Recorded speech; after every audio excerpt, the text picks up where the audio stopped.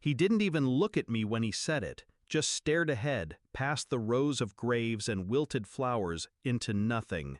"You're not my daughter." The words cut cleaner than any knife. I blinked, once, didn't cry, didn't scream. The funeral crowd behind us faded into a blur. Mourning his wife, my mother. He kept his eyes forward, cold, dry. "And you won't see a cent from me. You can stop pretending now." My hands were folded in front of me, still, controlled. It was raining, but I didn't move. He walked away like he hadn't just buried the last connection we had. And I stood there, empty, until a thought surfaced. Not a scream, a strategy. He never loved me, not fully, but I thought I was imagining it. The way he favored my brother, the way he paused before introducing me at events, always calling me by my full name, never my daughter. I ignored it, swallowed it, told myself it was just his way. But when Mom died, the mask came off. He didn't even invite me to read at the service. I found out about the will's revision the day after, through his lawyer. He'd cut me out completely, said I wasn't biologically his, that Mom had lied, and he was setting things right. I didn't believe him, not fully, not yet. But the crack had opened, and something inside me began to pour through it, something calm, dark, purposeful. I didn't confront him. That's what he would have expected. Tears, outrage, maybe even legal threats. But I played the dutiful outsider, sent polite messages, attended family gatherings in silence. And quietly, I started digging. Old letters, emails, DNA kits. I knew where he kept things, how meticulous he was with records. I had access to everything once, enough to find what I needed, enough to build the truth on paper. What I found wasn't just paternity, it was worse. Turns out Mom had lied, but not in the way he claimed. She'd covered for him to protect me, because he wasn't just a distant father, he was a cheating one.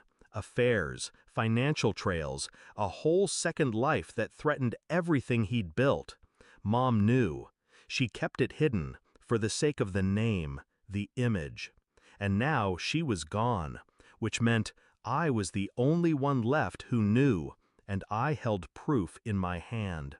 It came in the form of a document, bound, stamped, DNA reports, bank statements, signed confessions from an ex-employee he had paid off to stay silent about the affair. Even a letter from my mother. She must have written it when she knew she was dying. It was addressed to me. "I'm sorry I didn't protect you better." It was all there. The truth in black and white. He wasn't disowning me because I wasn't his child. He was disowning me because I was the only one who knew who he really was. I slid the folder into a black box, wrapped it with silver ribbon, and waited for the perfect moment. His 70th birthday party was held at the country club, elegant, excessive, empty in all the ways that mattered. He stood at the center, shaking hands with politicians and men who owed him favors. I approached calmly. He saw me and smirked. "Didn't expect you'd come." I handed him the box. "I brought a gift," I said. He unwrapped it without interest, expecting a peace offering.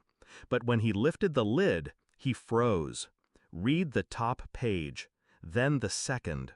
The color drained from his face. He glanced up at me, eyes shaking. "What is this?" I stepped closer. "Your legacy." Then I turned and walked away. I left before the whispers started, but I knew they would. He built his life on a lie, and I just handed the world the blueprint. He never called me again, didn't contest it, didn't fight back, because men like him only know how to control, not how to defend. And when control is gone, they crumble.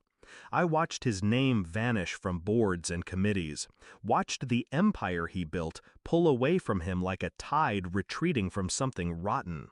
He thought blood made him a king. He forgot daughters can become queens, especially when they're underestimated.